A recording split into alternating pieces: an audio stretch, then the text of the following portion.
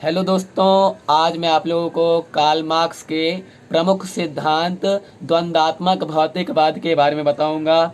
जैसे कि दोस्तों आपने मेरी पहली वीडियो में देख ही लिया होगा, जिसमें मैंने कार्ल मार्क्स का पूर्णतम वर्णन किया था, जिसमें कि मैंने कार्ल मार्क्स का जीवन परिचय, प्रमुख रचनाएं व अन्य राजनैतिक सिद्धांतों का वर्णन किया था। अब आप इस वीडियो में देखेंगे कि मैं कार्ल मार्क्स के जो द्वंद्वात्मक भौतिकवाद का सिद्धांत है उसके बारे में बताऊंगा। तो दोस्तों, जब हम द्वंद्वात्मक भौतिकवाद सिद्धांत की बात करते हैं तो द्वंद्वात्मक भौतिकवाद यह दो शब्दों के मिलने से बना है, जिसमें कि द्वंद्वात्मक का मतलब है वाद विवाद या मतलब कि या विचार विमर्श करना, जो कि हमेशा दो व्यक्तियों के बीच में होता है, जिसमें हम देखते हैं कि जो बातचीत होती है या जो संवाद होती है वह तर्क या वितर्क होती है। अर्थात इसी प्रकार यहाँ द्वंद्वात्मक पद्धति को देखा जाता है, जिसमें कि एक व्यक्ति अपने पक्ष को रखता है और दूसरे व्यक्ति के पक्षों को नकारता है। तो यही है द्वंद्वात्मक विधि या शब्द। अब मैं बता दूं दोस्तों, द्वंद्वात्मक जो प्रणाली है, जो बात विवाद है, जो वाद संवाद है, जो तर्क वितर्क है, इसमें विचारों को हम अहम देते हैं और वैचारिक संघर्ष है। ये जो द्वंद्वात्मक जो शब्द है यह वैचारिक संघर्ष है, यह द्वंद्ववाद है। द्वंद्ववाद का मतलब है कि विचारों में तर्क वितर्क करना और फिर किसी निष्कर्ष से निकलना। इसके साथ ही दोस्तों, जब हम भौतिकवाद की बात करें तो भौतिकवाद का मतलब है जो भौतिक जो वस्तुएं हैं, जितनी भी भौतिक वस्तुएं हैं उसके ऊपर द्वंद्वात्मक रूप से विचार करना या द्वंद्वात्मक विधि से उस पर विचार विमर्श करना। तो यह है भौतिक द्वंद्वात्मक भौतिकवाद। इसी प्रकार मैं भौतिकवाद में बता दूं, जो भौतिकवाद है इसमें भौतिक वस्तुओं की प्रधानता रहती है, और जो द्वंद्ववाद है उसमें क्या होता है, विचारों की प्रधानता रहती है। और जब हम इन दोनों को मिला देते हैं, यानी कि जब हम द्वंद्वात्मक भौतिकवाद की बात करते हैं तो इसमें हम अपने विचारों में मतलब कि हम किसी भौतिक वस्तु को लाकर उसके ऊपर तर्क वितर्क करते हैं और एक निष्कर्ष तक पहुंचते हैं। तो यही है द्वंद्वात्मक भौतिकवाद। अब मैं बता दूं दोस्तों, इसकी एक एग्जांपल देता हूं जिसके द्वारा आप इसे आसानी से समझ जाओगे। तो अब मैं इसमें एग्जांपल देता हूं द्वंद्वात्मक भौतिकवाद का। हम पानी लेते हैं, पानी। तो जब हम पानी की बात करते हैं तो पानी अभी सामान्य अवस्था में है, नॉर्मल पानी है। और ये पानी जो है वो क्या है, बाद है। जब दोस्तों मैं बता दूं, द्वंद्वात्मक भौतिकवाद की विधि की बात कर रहा हूँ। अब जब मैं द्वंद्वात्मक भौतिकवाद की विधि को आपको समझाऊंगा एक एग्जाम्पल के जरिए, तो आप इसे अच्छी तरह समझ जाओगे। तो अभी हम बात कर रहे हैं द्वंद्वात्मक भौतिकवाद के विधि की। तो इस विधि में इसे 3 चरण में बांटा गया है। पहला है वाद, दूसरा है प्रतिवाद और फिर है संवाद। तो इस प्रकार हम वाद क्या थी, हमारे पास पानी, जो पानी है वह अभी हमारे पास वाद के रूप में है, और हम प्रतिवाद के रूप में हम आग ले लेते हैं। अब जब हम आग और पानी में रिएक्शन करवाएंगे तो क्या होगा हमारे पास, हमारे पास वाष्प आएगी। वाष्प मतलब कि भाप आप जानते होंगे, वाष्प आएगी। और वाष्प हमारे पास कैसे आई, इन दोनों में जब हमने संघर्ष करवाया तब जाके संवाद के रूप में हमारे पास वाष्प आया।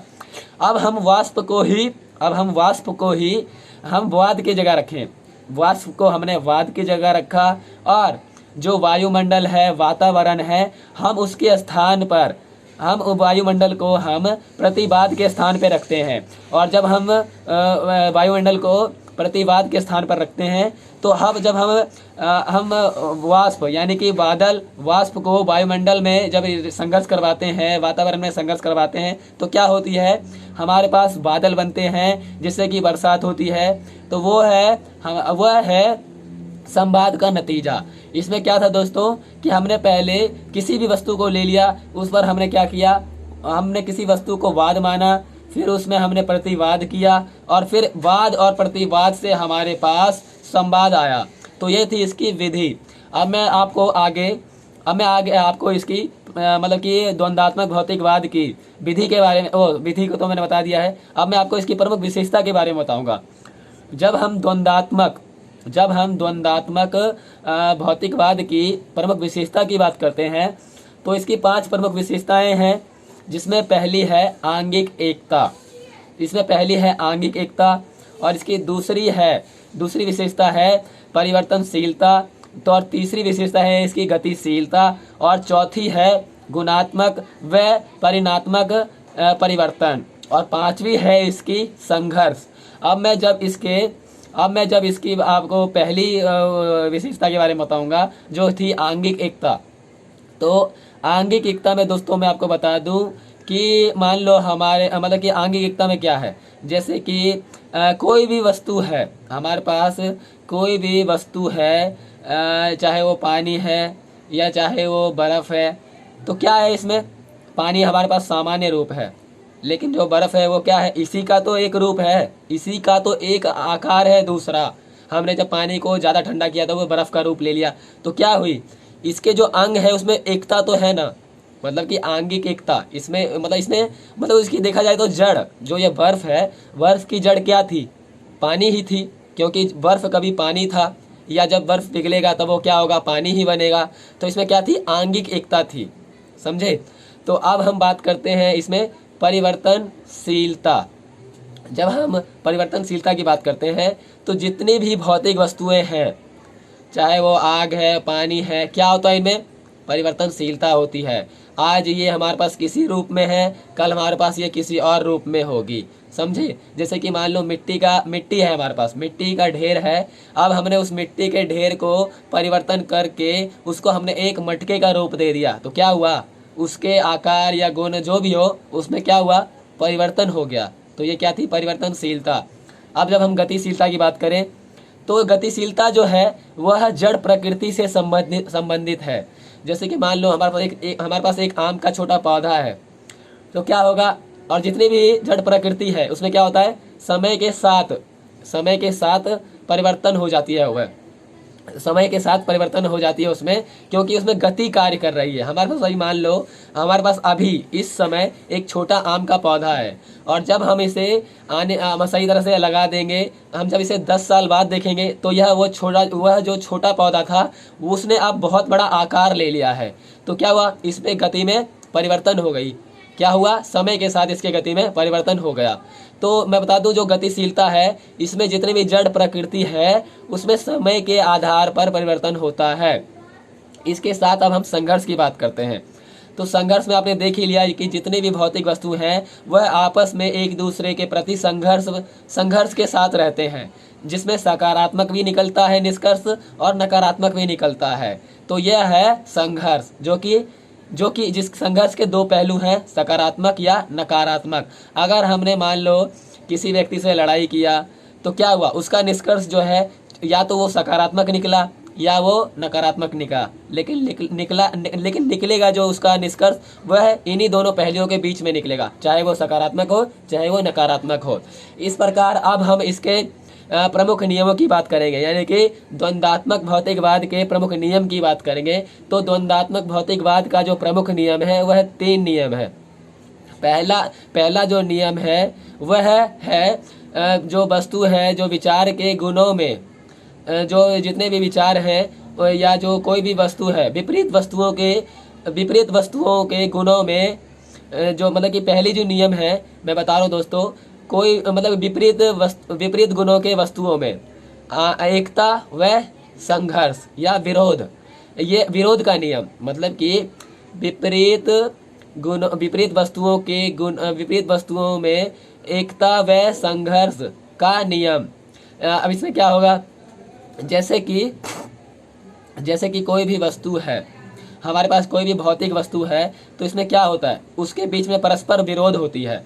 अब जैसे कि हमने आग लिया था, जिसमें हमने कि जब हमने इस विधि को कर रहे थे, द्वंद्वात्मक भौतिकवाद की विधि को कर रहे थे, तो हमने पानी लिया वाद की जगह पे और प्रतिवाद की जगह पे हमने आग लिया, और जब हमने इन दोनों के बीच में संघर्ष करवाया, हमने इस दोनों के गुणों में या जो भी हो इसमें संघर्ष करवाया, तो क्या निकला हमारे पास, क्या निकला निष्कर्ष हमारे पास, वाष्प। क्यों, क्योंकि इन दोनों ने आपस में संघर्ष किया था, समझे। इन दोनों ने अपने मतलब ये दोनों, चाहे इन्होंने एकता किया होता कायम या इन्होंने विरोध किया था, तो आग और पानी तो एक हो नहीं पाएंगे, क्योंकि आग गर्म है, पानी नॉर्मल है, बुझा देगी। तो इसलिए इनमें क्या हुआ, विरोध प्रकट हुआ। अगर हमने इसी टर्म में अगर पानी और बर्फ को लेते तो क्या था, वो आपस में एक हो जाती और वह एकता का संबंध कायम करते। लेकिन हमने आग और पानी को लिया तो उसने क्या किया, विरोध प्रकट किया। तो क्या होता है कि जो भौतिक वस्तुएं हैं उसमें एकता व विरोध का नियम। अब है इसकी दूसरी नियम जो है वह है परिणात्मक व गुणात्मक परिवर्तन का नियम। अब दोस्तों इसमें क्या होता है कि जितनी भी भौतिक वस्तुएं हैं वह चाहे तो अपने परिणाम से चाहे गुण से अलग हो जाता है। जैसे कि मान लो हमारे पास पानी है, अभी जो पानी है वो हमारे पास नॉर्मल पानी हमने लिया है, और उसका जो गुण है अभी क्या है, सिंपल है, नॉर्मल पानी है, साधारण जल है। अगर हम उसे ठंडा करेंगे, फ्रिज में रखकर हाई टेम्परेचर मतलब बिल्कुल लो टेम्परेचर पे ठंडा कर देंगे, तो वो क्या हो जाएगा, ठंडा हो जाएगा। और क्या होगा उसमें, वह बर्फ का आकार ले लेगी। तो इसमें क्या हुआ, इसके परिवर्तन इसमें क्या हुआ, गुणात्मक क्या हुआ, परिणाम भी इसका क्या हुआ, पानी के जगह बर्फ हो गया। इसका परिणाम क्या निकला, हमने पानी को ज़्यादा ठंडा किया तो इसका परिणाम क्या निकला, वो बर्फ बन गया। और जब हमने इसके गुण में देखा तो इसमें गुण में क्या था, बिल्कुल नॉर्मल पानी था। और इसमें उस पानी की क्या थी, गुण थी कि वह नॉर्मल पानी था। लेकिन जब हमने इसको ठंडा किया, बर्फ में जमाया, तो इसका गुण क्या हो गया, बिल्कुल ही ज़्यादा ठंडा हो गया कि हम इसे हाथ से छू भी नहीं पा रहे। तो यही है गुणात्मक व परिणात्मक परिवर्तन का नियम, जिसमें हमने इसके गुण और परिणाम को बदल देते हैं, और या बदलने का नियम ही है ये। और जो इसकी जो तीसरी नियम है वह है इसकी भौतिक वस्तुओं के बीच में, मतलब कि जो भौतिक वस्तुएं हैं उसमें क्या होता है, विरोधाभास होता है इसमें, यानी कि निषेधात्मक निषेध का नियम। इसमें क्या होता है, निषेधात्मक निषेध का नियम, मतलब कि जैसे कि हमारे पास कोई भी पुरानी वस्तु है, या हम जितने भी देखते हैं कि पुरानी वस्तुओं की जगह ना नई वस्तुएं अपने आप ही उसके स्थान को ग्रहण कर लेते हैं। अब दोस्तों आप मैं इसको साधारण सी एग्जांपल देता हूँ। पुराने समय में अगर हमें कोई समाचार सुनना था, खबर सुनना होता था, तो हम क्या करते थे, हमारे पास बड़े बड़े रेडियो ट्रांजिस्टर्स होते थे। लेकिन अब क्या हुआ, जब जैसे ही तकनीकी में क्रांति आई और वैज्ञानिक ने खोज किया, तो क्या हुआ, फ़ोन आया। पहले इतने बड़े बड़े रेडियो थे, ट्रांजिस्टर थे, और हम इसे लगा के सुनते थे, मतलब कि समाचार वगैरह। लेकिन अब क्या हो गया, फिर समय के साथ क्या हुआ, उनमें उस पुराने जगह के जगह नए चीज़ों ने, यानी कि टीवी और टेलीफोन ने ले लिया। तो इसमें क्या हुआ, पुरानी वस्तुओं के जगह नई वस्तुओं ने अपने आप ही स्थान ग्रहण कर लिया। तो ये था निषेधात्मक निषेध का नियम। और हमने दोस्तों आज कंप्लीट कर लिया है द्वंद्वात्मक भौतिकवाद का नियम, जिसकी जो जड़ें हैं कार्ल मार्क्स ने ग्रीन से ली थी, और इसी को पूर्णतम विवेचन करके कार्ल मार्क्स ने हमारे सामने अच्छी तरह से रखा है। और यही था कार्ल मार्क्स के द्वारा द्वंद्वात्मक भौतिकवाद का नियम, जिसे कि हमने अच्छी तरह से समझ लिया है। अगर आप लोगों ने इस वीडियो को सही तरह से देखा है तो यही थी दोस्तों इनकी द्वंद्वात्मक भौतिकवाद का नियम।